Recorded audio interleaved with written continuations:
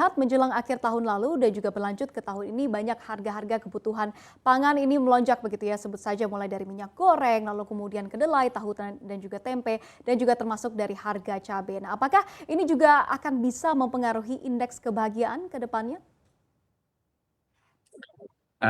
Makanya tadi kalau indeks kebahagiaan kita kan memotretnya ya, Mbak Monica dari 3 dimensi. Bagaimana masyarakat memaknai tentang kepuasan hidup itu, kemudian perasaan dan makna hidup. Nah, ketika terjadi harga-harga yang melompat, kalau melompatnya itu tinggi, ketika responden itu menjawab bahwa dia itu perasaan cemas terhadap harga, maka ini akan berpengaruh terhadap indeks kebahagiaannya. Tetapi juga ketika ada beberapa kelompok masyarakat misalnya, kan kita survei bukan hanya perkotaan, tapi pedesaan juga. Dengan harga tinggi, dia misalnya lebih bersyukur karena posisi harga jual barang kebutuhan pokoknya kan bisa untuk dinikmati. Dia akan merasa lebih puas karena pendapatannya akan meningkat. Demikian juga misalnya ada kelompok masyarakat yang ketika harga tinggi dia memaknainya bahwa ini kita mudah-mudahan harga tinggi itu tidak terlalu lama dan dia akan harga barang substitusi misalnya, atau dia mengurangi secara kualitasnya dari dua misalnya membeli daging kemudian itu mengganti dengan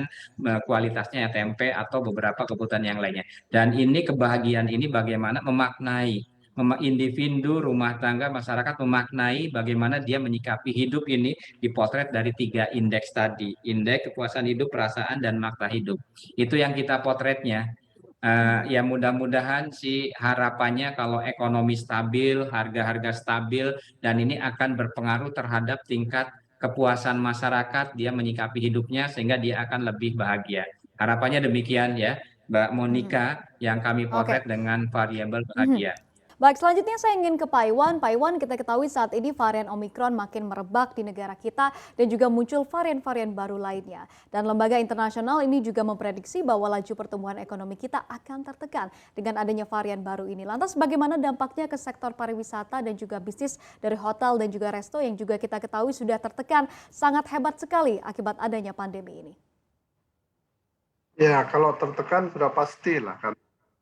Begitu terjadi apa namanya peningkatan penularan yang tinggi, pasti pemerintah melakukan kebijakan PPKM, ya, pengetatan di sana sini. Nah, setiap pengetatan itu pasti akan mengurangi mobilitas penduduk. Padahal mobilitas itu adalah kata kunci dari sektor pariwisata. Kalau orang tidak boleh bepergian, tentu pariwisata kan tidak akan jalan. Sementara hotel dan restoran adalah bagian dari pariwisata ya. Oleh karena itu yang kita inginkan sebenarnya kalau dibandingkan dengan prediksi ekonomi mau anjlok mau segala macam, yang lebih kita takutkan itu adalah ancaman dari Omikron itu sendiri. Kalau Omikronnya meningkat, sudah pasti dampaknya itu kepada dunia bisnis ya. Karena berbagai macam kegiatan akan diturunkan ya. PPKM akan diperketat, di kegiatan ekonomi juga dibatasi. Itu pasti memiliki dampak signifikan. Oleh karena itu, yang utama kita harapkan pemerintah bisa mencegah semaksimum mungkin agar Omikron itu tidak meluas. Ya.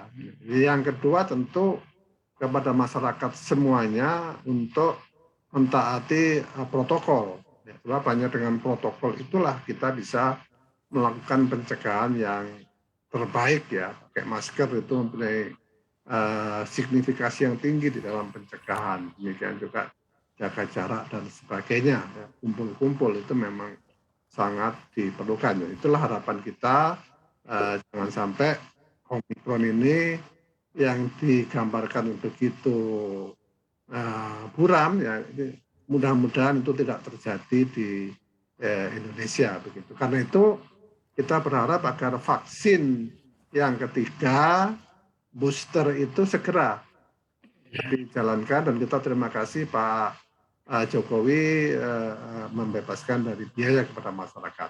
Karena vaksin ini juga punya andil yang sangat besar dalam upaya mempertahankan imunitas kita menghadapi varian-varian baru dari COVID-19. Mhm.